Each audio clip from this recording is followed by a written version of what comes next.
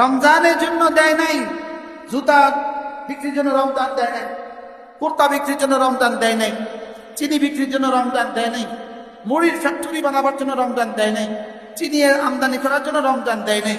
না, এই মুহূর্তে সারা বাংলাদেশের শরবত ফ্যাক্টরিগুলো কি পরিমাণ ব্যস্ত, রমজান আমদানির একটা উৎস বানাইলো, রমজান ব্যবসার একটা উৎস বানাইলো, সকলেই বুঝলো রমজান।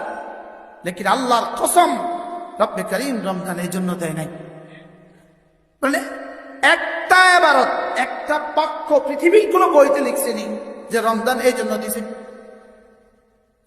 কোন বিজনেসিং কোন ওই যে ব্যবসায় শিক্ষা সাবজেক্ট আছে না, বিজনেস অনার্স মাস্টার্স সাবজেক্ট আছে না, বিজনেস স্টাডি আসেনি, ব্যবসায় শিক্ষা আসেনি, তো কোন সাবজেক্টের কোন পৃষ্ঠার মধ্যে কথা লিখছেনি যে বছরের একটা মাস রমাদান, এই মাসে ব্যবসার সবচেয়ে উন্নত সিজন।